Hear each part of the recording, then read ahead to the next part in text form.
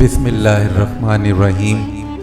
حضرت تمیم داری رضی اللہ تعالی عنہ سے روایت ہے، وہ بیان کرتے ہیں ہم حضور نبی کریم صلی اللہ علیہ وآلہ وسلم کی بارگاہ اقدس میں حاضر تھے کہ ایک اونٹ بھاگتا ہوا آیا اور حضور نبی کریم صلی اللہ علیہ وآلہ وسلم کے سر انور کے پاس آ کر کھڑا ہو گیا، جیسے کان میں کوئی بات کہہ رہا ہو۔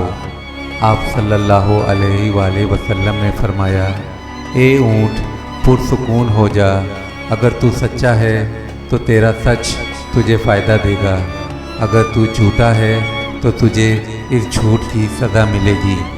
بے شک جو ہماری پناہ میں آ جاتا ہے اللہ تعالیٰ بھی اسے ایمان دے دیتا ہے، اور ہمارے دامن میں پناہ لینے والا کبھی نامراد نہیں ہوتا۔ ہم نے عرض کیا، یا رسول اللہ، یہ اونٹ کیا کہتا ہے؟ آپ صلی اللہ علیہ وسلم نے فرمایا، اس اونٹ کے مالکوں نے اسے زنج کر کے اس کا گوشت کھانے کا ارادہ کر لیا تھا، سو یہ ان کے پاس سے بھاگ آیا ہے، اور اس نے تمہارے نبی کی بارگاہ میں استغاثہ کیا ہے۔ ہم ابھی باہم اس گفتگو میں مشغول تھے کہ اس اونٹ کے مالک بھاگتے ہوئے آئے۔ جب اونٹ نے ان کو آتے دیکھا تو وہ دوبارہ حضور نبی کریم صلی اللہ علیہ وآلہ وسلم کے سر مبارک کے قریب ہو گیا اور آپ صلی اللہ علیہ وآلہ وسلم کے پیچھے چھپنے لگا۔ ان مالکوں نے عرض کیا، یا رسول اللہ، ہمارا یہ اونٹ 3 دن سے ہمارے پاس سے بھاگا ہوا ہے، اور آج یہ ہمیں آپ کی خدمت میں ملا ہے۔ اس پر آپ صلی اللہ علیہ وآلہ وسلم نے فرمایا، یہ میرے سامنے شکایت کر رہا ہے، اور یہ شکایت بہت ہی بری ہے۔ انہوں نے عرض کیا، یا رسول اللہ، یہ کیا کہہ رہا ہے؟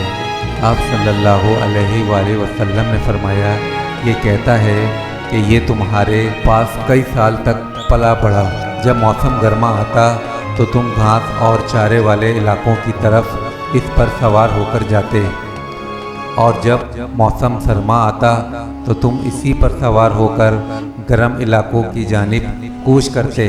پھر جب اس کی عمر زیادہ ہو گئی تو تم نے اسے اپنی اونٹنیوں میں افزائش نسل کے لیے چھوڑ دیا۔ اللہ تعالیٰ نے تمہیں اس سے کئی صحت مند اونٹ عطا کیے۔ اب جب کہ یہ اس خستہ حالی کی عمر کو پہنچ گیا ہے تو تم نے اسے زنج کر کے اس کا گوشت کھا لینے کا منصوبہ بنا لیا ہے۔ انہوں نے عرض کیا، اللہ کی قسم یا رسول اللہ، یہ بات من و عین اسی طرح ہے جیسے آپ نے بیان فرمائی۔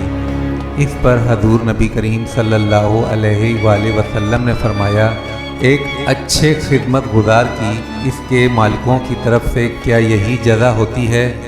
وہ عرض گزار ہوئے، یا رسول اللہ، اب ہم نہ اسے بیچیں گے اور نہ ہی اسے زنج کریں گے۔ آپ صلی اللہ علیہ وآلہ وسلم نے فرمایا، تم جھوٹ کہتے ہو۔ اس کے بعد آپ صلی اللہ علیہ وآلہ وسلم نے اس اونٹ کو ان سے 100 درہم میں خرید لیا، اور پھر فرمایا، اے اونٹ جا، تو اللہ تعالیٰ کی رضا کی خاطر آزاد ہے۔ اس اونٹ نے حضور نبی کریم صلی اللہ علیہ وآلہ وسلم کے سر مبارک کے پاس اپنا منہ لے جا کر کوئی آواز نکالی تو آپ صلی اللہ علیہ وآلہ وسلم نے فرمایا، آمین۔ اس نے پھر دعا کی، آپ صلی اللہ علیہ وآلہ وسلم نے پھر فرمایا، آمین۔ اس نے پھر دعا کی، آپ صلی اللہ علیہ وآلہ وسلم نے پھر فرمایا، آمین۔ اس نے جب چوتھی مرتبہ دعا کی تو آپ صلی اللہ علیہ وآلہ وسلم آپ دیدہ ہو گئے۔ ہم نے عرض کیا، یا رسول اللہ، یہ اونٹ کیا کہہ رہا ہے؟